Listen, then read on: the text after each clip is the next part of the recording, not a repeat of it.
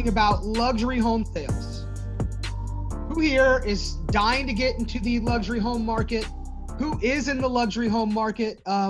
Let's talk about some crazy tips to break into the crazy, or not the crazy. Well, maybe luxury homes are a bit crazy at times. The inventory is certainly a little higher. Does anybody want to talk about some success stories about breaking into the luxury home market?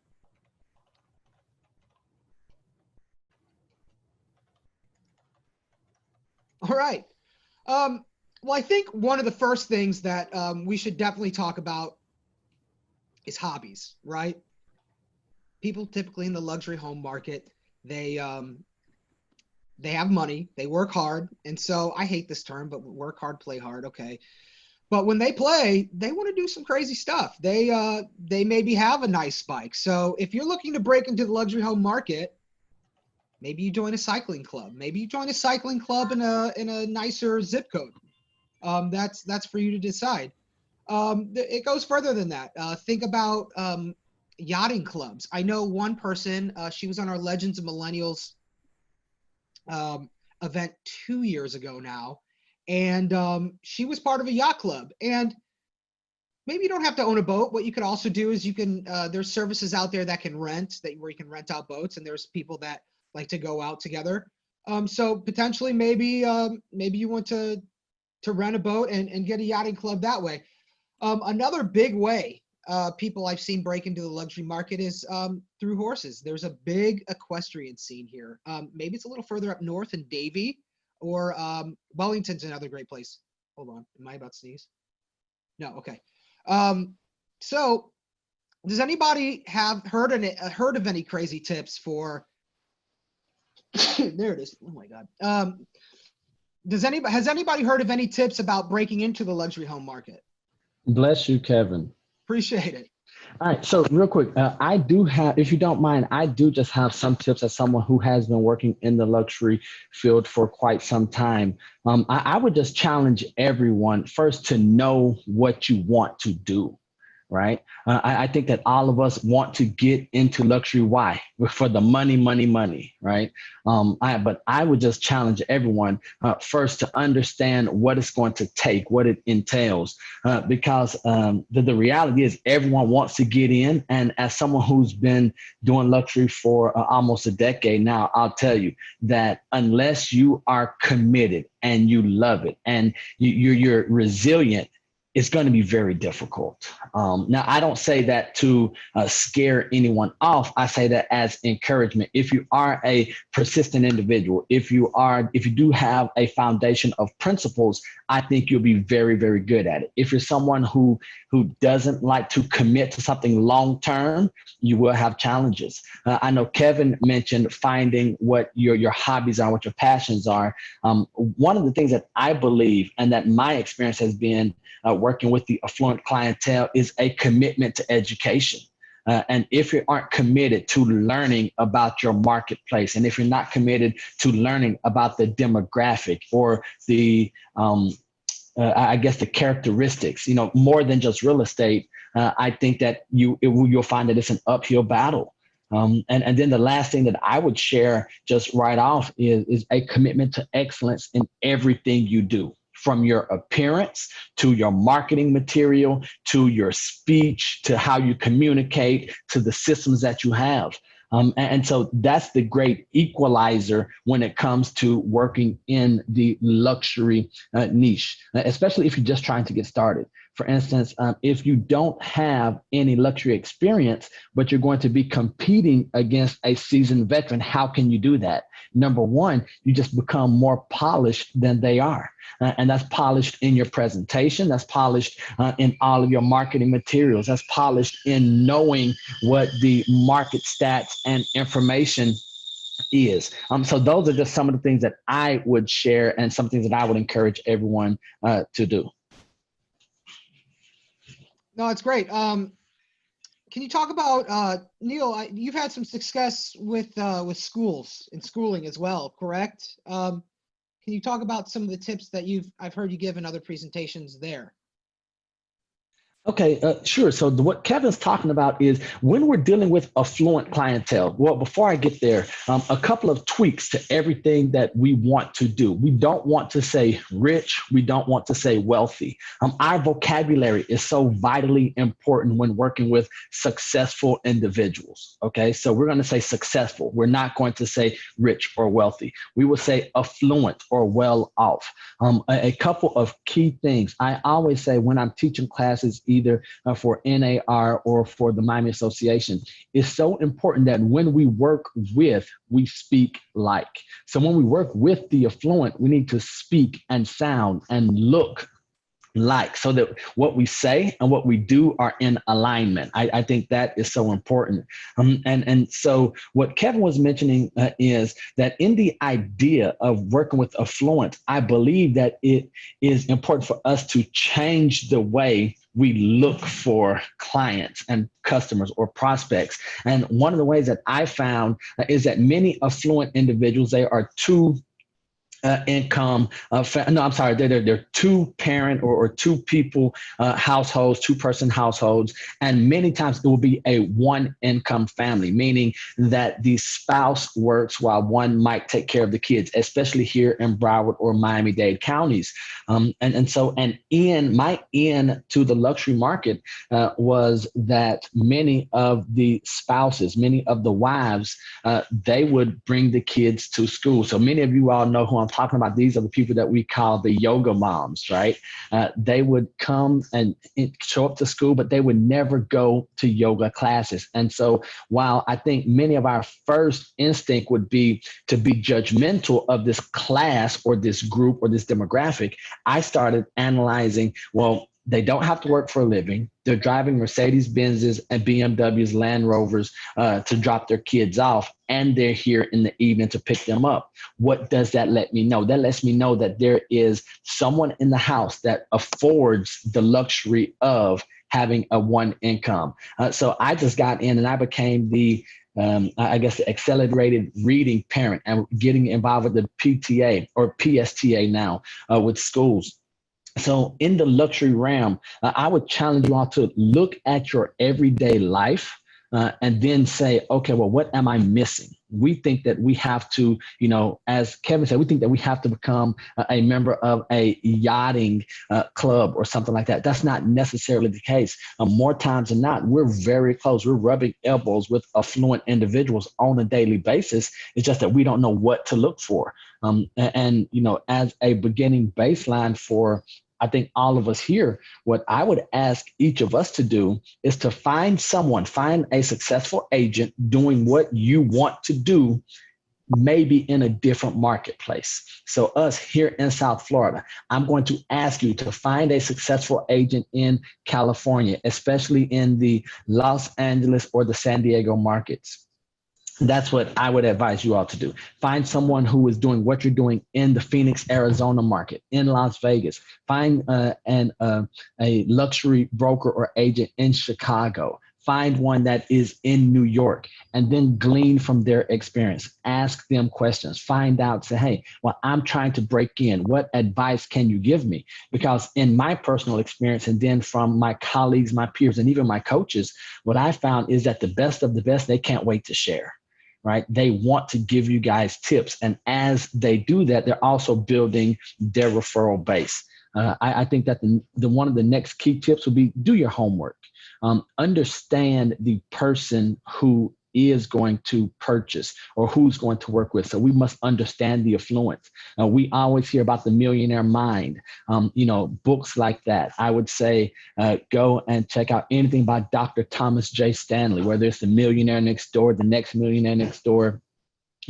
Books like Selling to the Affluent, Marketing to the Affluent. Know who our target audience is so that when we have the opportunity, we're ready to perform. One of the worst things we can do as an agent is be ready or receive an opportunity to take a luxury listing or an affluent buyer and then fail.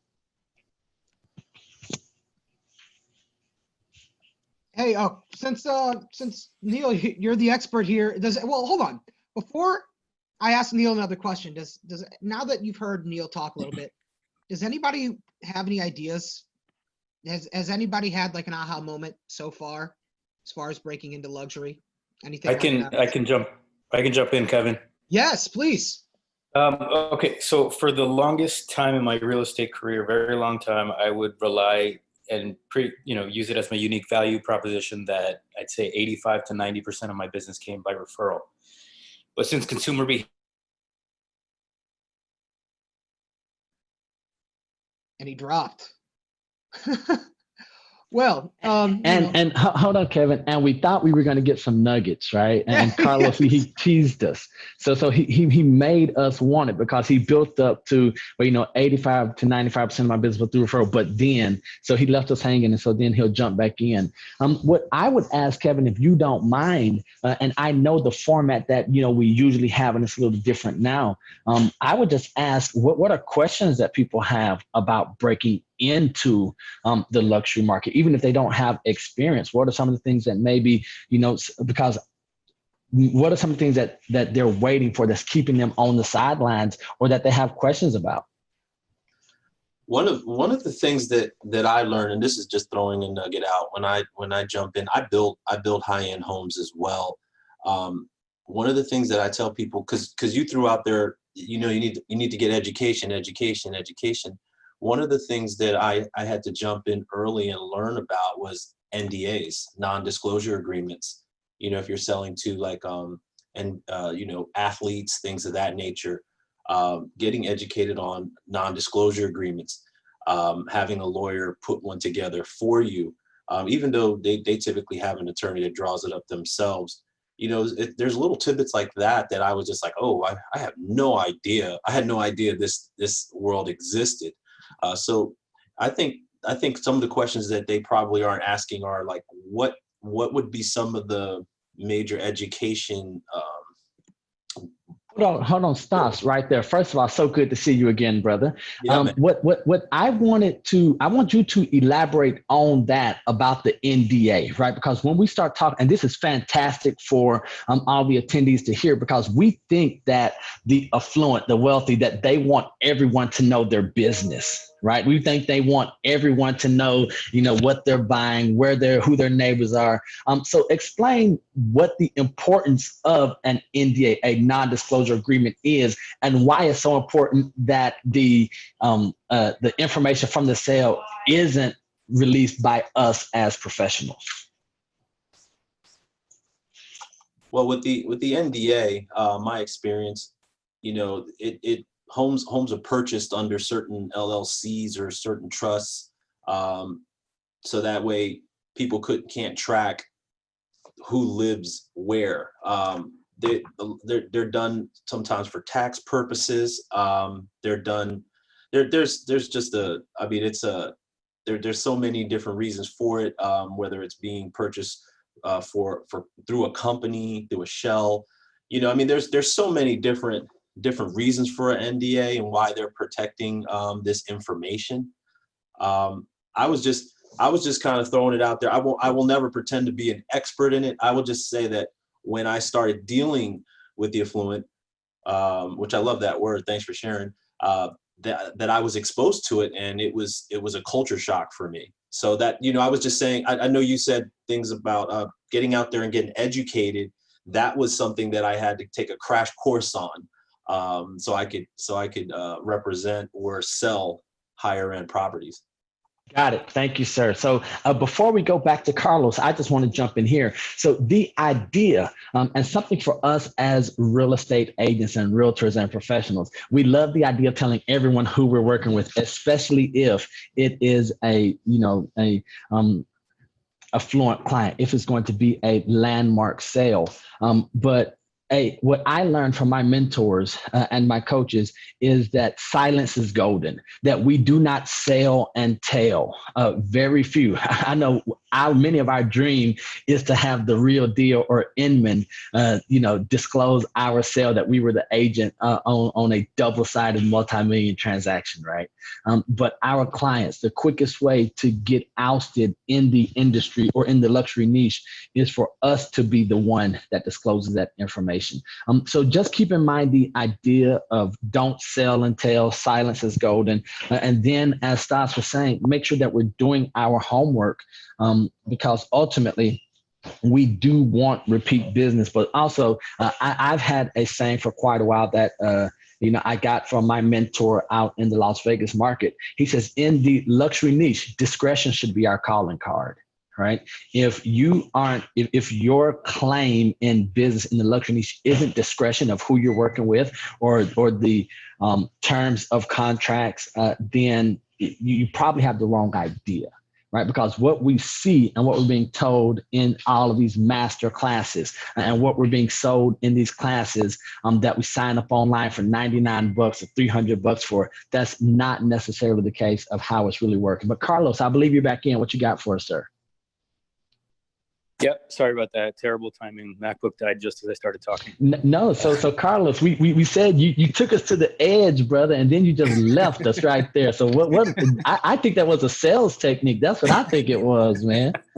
All right, so I'll just pick up where I left off. All right, so like I said, my opinion is that it also ties into an aha moment, like Kevin mentioned, is that consumer behavior has changed. Where, let's say 5-10 years ago, many more, I would say about 85% of people would look online for properties, but they would ask for a recommendation for a realtor. And that's been shifting, probably due to the Amazon mentality, the Uber mentality, the click and I want it now mentality, to where they just go online and find themselves, they look for the property themselves, they click under what they're looking for. So to tie this, definitely more so than before. So to tie this into luxury, I would say the hard way to do it, which is probably a better long-term way, is like we said in the beginning, getting in front of the right circles. In other words, having rich friends, which is it's not the easiest thing to do or to break into those markets. The easy way would be to, let's say you were ready to spend $5,000 to $10,000 on a golf membership or a yachting club membership, and that's going to be your way to break into the luxury market. Well, what if you cut that in half and said, I want to spend $2,500 on online targeted ads for properties in one specific area? I guess we could just say, let's say Sunny Isles, over $2 million. Now, you'd need to do your homework, like you said, Neal, and your homework in this case would be to know this market inside and out, and have some talking points for when people actually start responding to your ads. So this is pretty much a pay-to-play market. So if you want to get into this market, an easy, faster way is to pay for ads, pay for social media ads, for Google AdWords, and then build a funnel to get those people in front of you. And when they're in front of you on the phone or by text or by email, you should know that market in and out, whether you've sold in there or not. You should have studied it, and also have in your back pocket, maybe your team has sold X amount in that area, or your office has. So one of the questions they typically ask is, have you sold in this area? How well do you know this area? You can dazzle them with your knowledge, and you can also have at the ready, yeah, my team has the highest record-breaking sale in, this tower, Oceana. And then that will make them feel comfortable that you have the experience in that market, in that neighborhood. But definitely getting luxury listings is much harder. So this is kind of like a low-hanging fruit where you can also practice, because you don't have these aren't relationships. They're just getting in touch with you from the web. So if you screw the first 2 or 3 up, by number 4, you will be in a groove. I think that's it. Good stuff. Thank you, sir. I know we only have a few more minutes. Anyone else have anything else? Kevin, do you have something, sir? Yeah, I kind of do. So and maybe there's something better to talk about. So before I say anything, does anybody have a question for these gentlemen? Because these are true pros here. Okay, so obviously with inventory and days on market, inventory is a little higher, days on market is higher as a result. What are some things you can razzle dazzle while you actually have the listing? Let's say you finally got your break, right? And it's not going to fly off the shelf necessarily. What's some things you can do to razzle dazzle while you have the listing to be sure to get those referrals when you finally do sell the house? Are you asking me or are you asking the class? I mean the group. class, but whoever wants to jump in first. Right now, it's only 3 people that are contributing. That's okay. All right. So one of the things for me is to razzle dazzle. I believe that building a global network or building an extensive network. So using the internet, using your connections to let people know that when you market properties, that they're not only going out to South Florida. Right. And I know that these are things that we take for granted as professionals. We know that when it goes on, it gets syndicated here or there. But if you sell, I know Carlos talk about his team. I would say sell your network.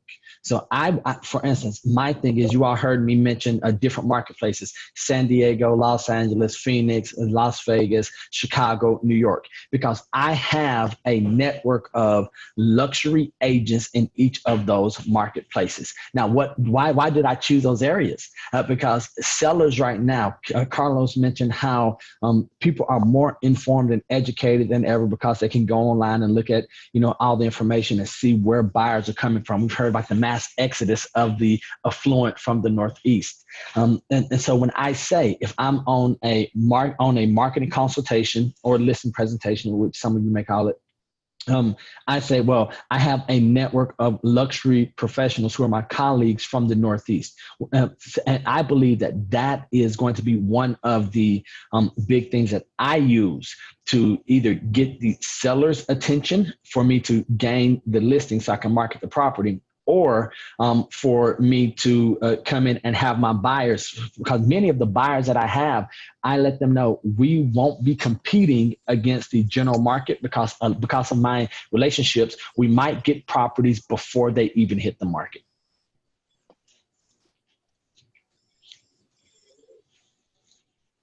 That's great stuff. Thanks for sharing, Neal, for sure. My pleasure, sir. Neal, I have a question. I'm Nancy McGill. They may only live in this property some part of the year. So when they ask you who's going to handle the property the rest of the year, what is your answer? Okay, so the first thing, I can't tell you what your answer should be, but I can tell you that for me, and this is an individual business decision that we all have to make. We have to decide how extensive you want your services to be. For me and my business, we are white glove service, right? So I believe that, and that, Nancy, that doesn't mean that I have property managers. That does not mean that I have someone that's going to come in and do maid service. What it means is that I utilize technology. I've built an team, an all-star team around me so that I have connections with property managers. I have connections with plumbers, lawn service, pool maintenance. If you all have not built an all-star team of every service that you could possibly think of an affluent homeowner or buyer using, then you're not ready to get into the field, right? Into this niche. And just a quick example that I use with every class or every presentation I do is just the idea of having a car service. Every one of you should have a car service, especially here in South Florida when we have people coming into our marketplace. Neal, I can't afford a car service. I'm going to give you a quick tip. I want you all to use Uber, so I use Uber Premier or Uber Lux Black, right? Or SUV. And all I'm doing is I take a couple of trips with Uber Premier or Uber Lux SUV, a quarter, and I just meet the drivers. And I find out the ones who are driving the nicest black SUV, someone that looks regal and royal. And then I talk to them, hey, I'm a real estate agent. I work with affluent clientele. Many times I have people coming into MIA or Fort Lauderdale. Can I hire you out? Can I hire your services out? What I'm going to ask is that when you pick up my clients, that you be in a suit or a nice blouse suit or something like that. I'm going to ask that you have my real estate magazine in the back seat, that you have cold waters in the car, and that you give them your contact info. So if they need you while they're here in South Florida, you'll come pick them up like you're the car service. Because here's what I know. I'm going to tip them and pay them very well. I'm going to take care of that for my clients, right? I'm going to do that and make sure that the driver is very well taken care of. Because why would a driver for Uber or Lyft do this? Because when I give them their money, the company is not getting any piece of that pie, right? So they're getting the entire pie. And so that's what I found has worked very well. And then it makes us, because great service is not enough anymore in luxury real estate. Great service is not enough. When McDonald's started bringing your food to the table, great service went out the window, right? So now we have to create an experience. And how can we create that experience? We create that experience by using things that are available to us that we just aren't thinking about in that way. And Kevin, I think that puts us at 11:33, sir. Oh, thank you. And Neal, man, thanks for bailing me out there. I was sweating there for a second.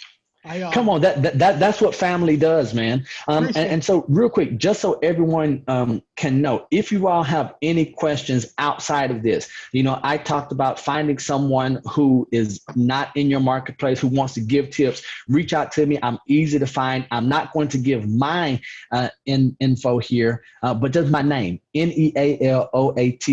I'm easy to find if you're looking for the best. But I hope you all got a lot from this. Continue to stay engaged in REBarcamp. I know Kevin, Peter, Bethany, they put this together. It's going to be a fantastic rest of the day. And be engaged, even if it's just with questions in the side. And take notes, man, because I know we've got a lot and it's going to be fast today.